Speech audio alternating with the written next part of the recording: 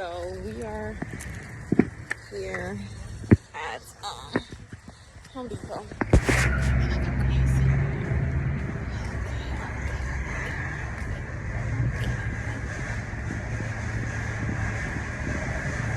So guys, today I'm not gonna actually buy anything because I've already done my project, but I wanted to come back because I wanted to show you guys what you need for this project to work. Excuse me.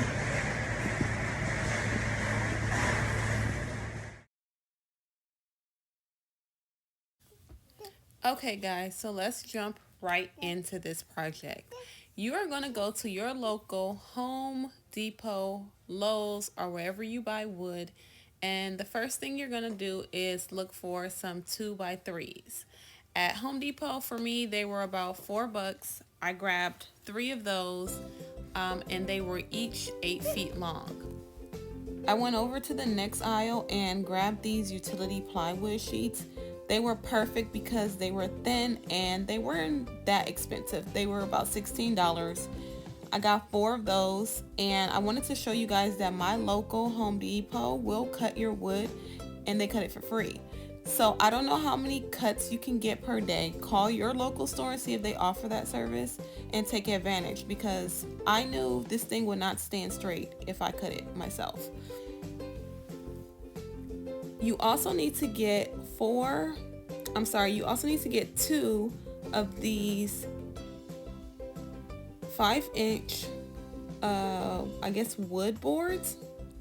They're $9, and you're gonna use those and get them cut in the store as well.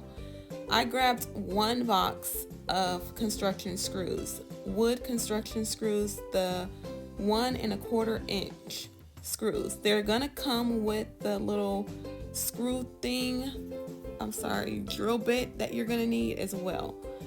A nail gun is optional for this project. You do need to take safety precautions, so I would suggest some gloves, some eyewear, maybe something to guard your clothing from like wood chips or something like that, or tears. You will need to get some clamps. Clamps are very important for this project because I do my projects from home, so I don't have a woodworking area or a woodworking table. I am looking into getting one because I do like to make a lot of wood projects. So clamps, when I don't have extra hands, are important for me during my projects.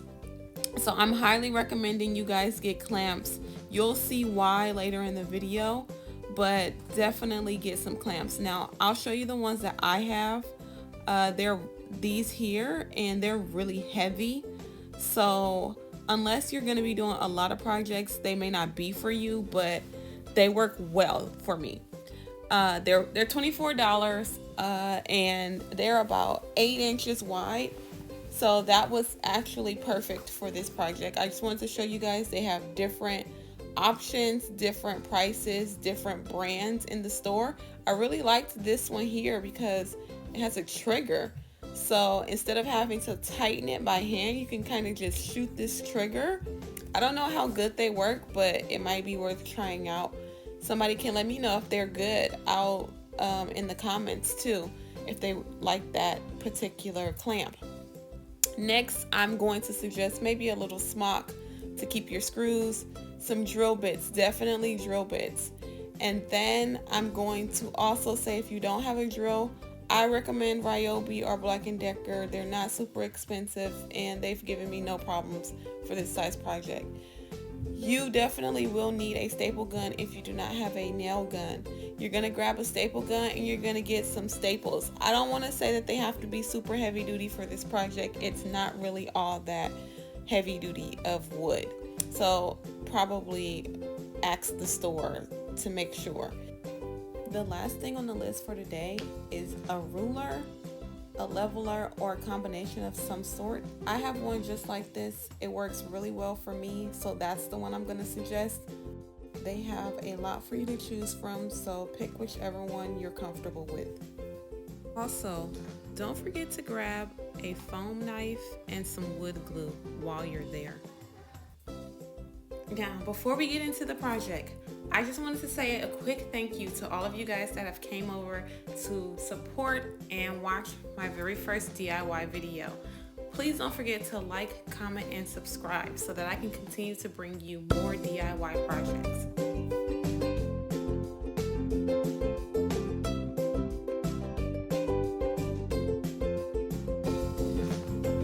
Alright, so let's get started. I have done this voice recording a couple times and I'm over it at this point.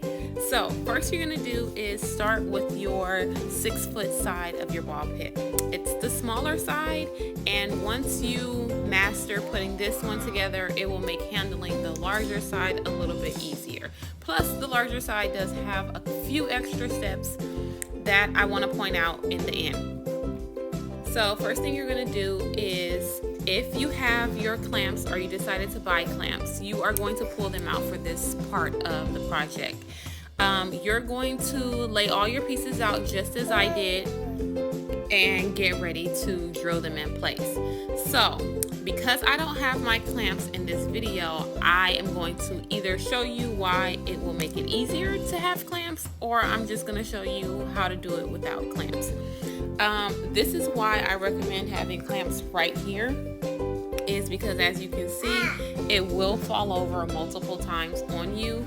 And if you do not know how to hold it in place like I do with my leg, or maybe you can push it up against something, it's going to keep falling over. So my advice would be either have someone that can help you hold it in place until you can get your starter screws in, or just do similar to what I'm doing and kind of holding it down so that it cannot continue to swivel. It will tear your screws out and maybe damage your wood pieces, so I highly recommend you take a step to either have someone help you or get those wood clamps. But for this particular video, I did not have my clamps with me and I did not want to prolong it any longer, so I went ahead and worked without them. So the first thing I would recommend if you're doing it without clamps is to do it in the 4-corner method like I'm going to do right now. So I'm just going to put one screw in every corner to secure it in place and keep it from wobbling over. You want to make sure all of your pieces are lined up straight across. You want your top edges to look seamless with your side pieces as well as your bottom piece. So this is very important to your ball pit standing straight and being level in the end.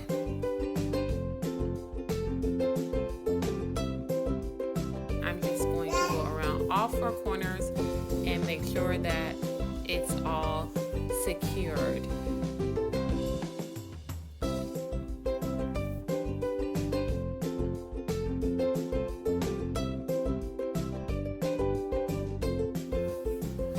Alright, so now that you have all of your corners secured, you're going to go ahead and start screwing in your screws. And I chose to do mine about 8 inches apart.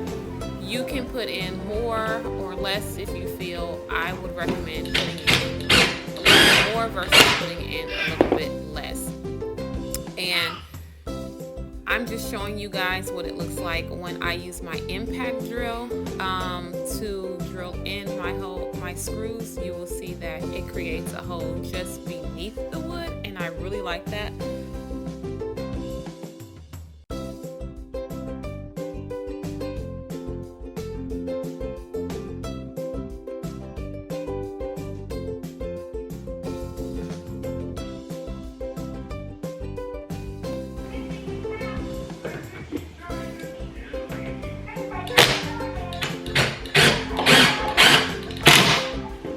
So I'm just going to continue to go around the whole piece, putting nails in until I feel like it's properly secured, and then I will move on to the next step.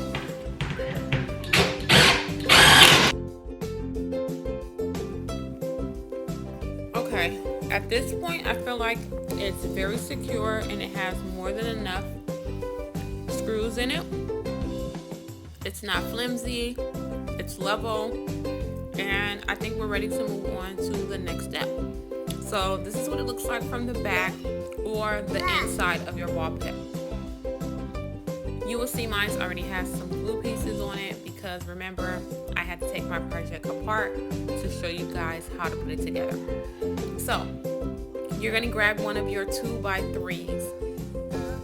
You're gonna put it dead center to add some extra support to your side of your ball pit.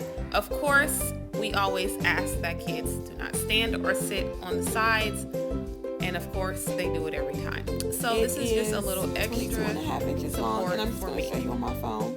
These pieces measure 22.5 inches to measure.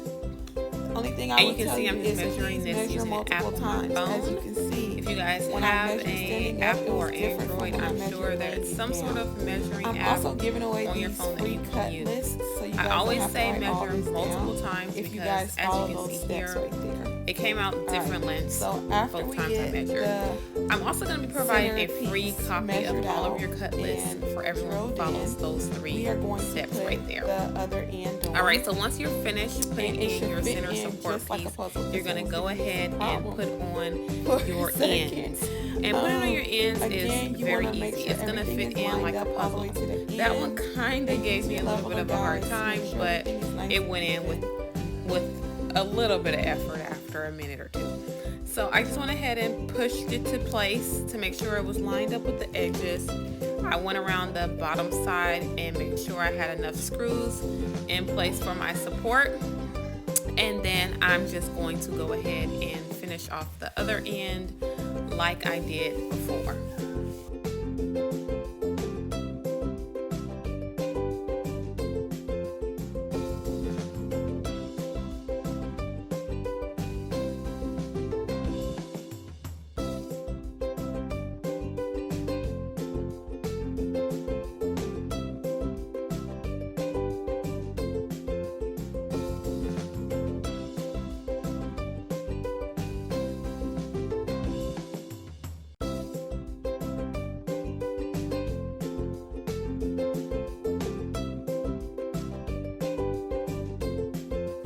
So once you're done with the ends, you want to flip it over and just secure some of those pieces down again. I went along all of the edges to make sure there were enough screws, that there was no flimsiness, there were no missing parts. And now that I'm happy with how it looks, I think I'm going to go ahead and add the top piece.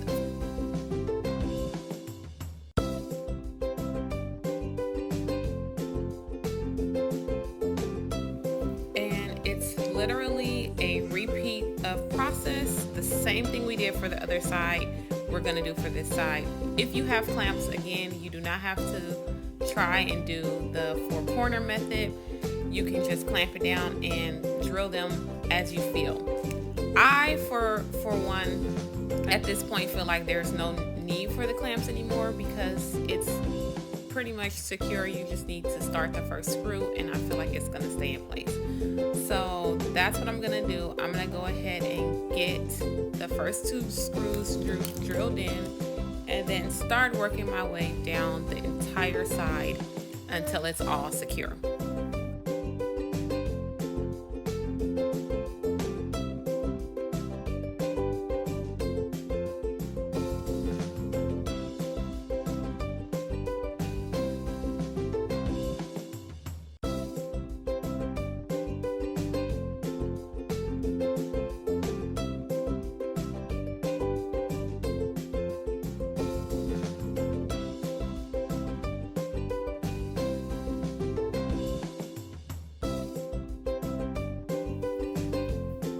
Just keep adding screws all the way down until both sides are all secure. Once you are happy with it and it feels nice and sturdy to you, you're gonna go ahead and finish it off. And I just wanted to show you guys how it should look. Everything should be nice and even. You should not have pieces sticking out. It should not be crooked. It should be nice and straight and flat. Please use your leveler.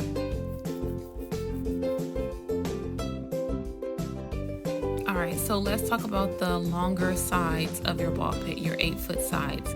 There are 2 different things you're going to do to the longer sides because these will be where we add our hardware for connecting and securing the ball pit once we are on arrival. So you're going to go ahead and get some more of your 2x3s. You're going to need 4 of them, and you're going to place them evenly across the back of your ball pit, leaving about 4 to 5 inches on each end. So do not put anything on the ends of your ball pit. And this is why I didn't want you to add anything 4 to 5 inches towards the end. This is going to be your support behind your hardware.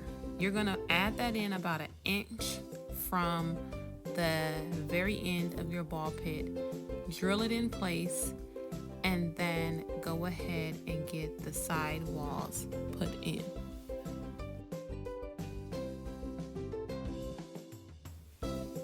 Again, you want to make sure everything is nice and secure. So go along those edges. Make sure it's all nice and even. Make sure it's nice and secured down. Add any extra screws you need to add at this point.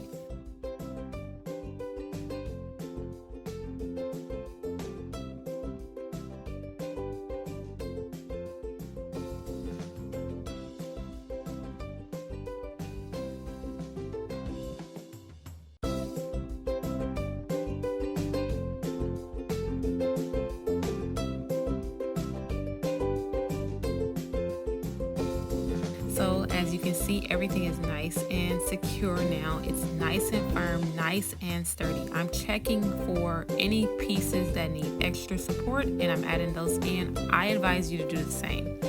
You will see why I did not take my padding all the way to the edge very soon. Look at that. All right, so this is what you should be looking at. You should have very level, very even, very clean looking side pieces. If you do not, you need to go back and take those steps. It's very important to the foundation and structure of your ball pit. Now, I want to go back and explain why I did not take the padding all the way to the edge. So on the ends, on the inside pieces, this is where our 2 6-foot sides will connect to. And we want them to connect on the inside. So instead of adding the hardware on the opposite side or the outside of the ball pit, we decided to add it on the inside, which will create more of a seamless finish.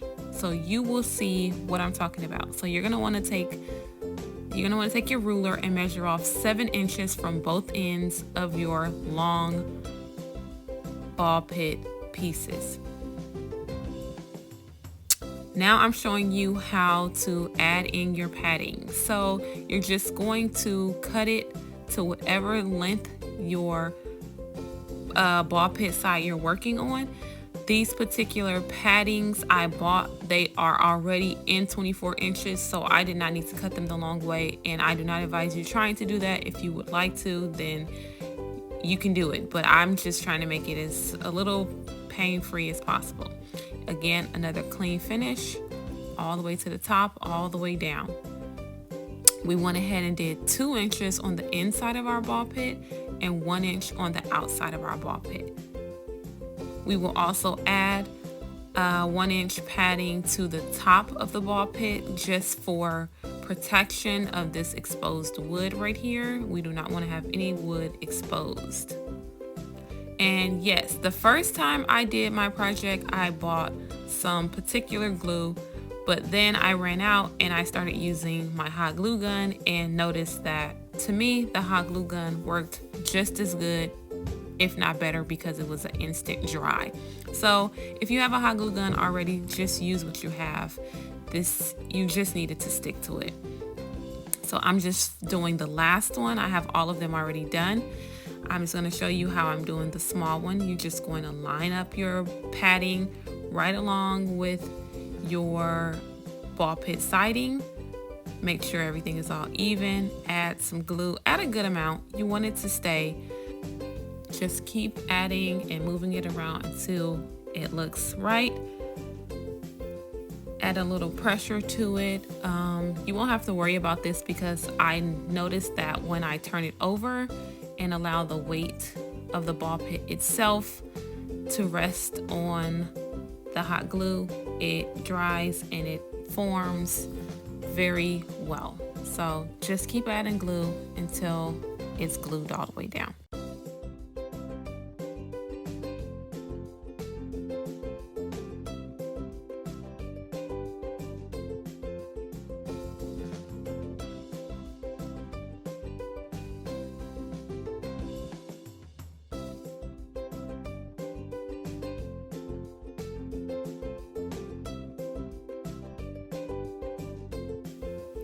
Alright, so we are just about done with gluing down our padding. We're just going to go ahead and finish up this last one on the top.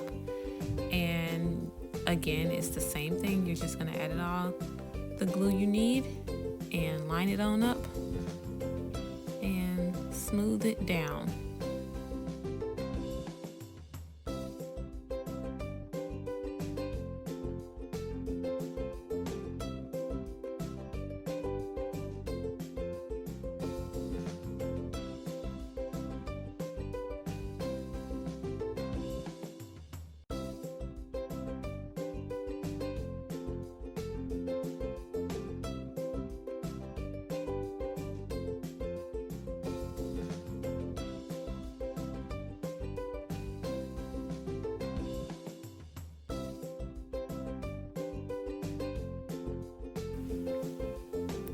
Alright, so now you can see what I meant by saying we leave that piece of wood with no padding on it so that it can fit together and line up very clean, and that's what I meant right there. So when we get ready to put our hardware pieces in there, it will literally attach like a puzzle piece and fit like a glove.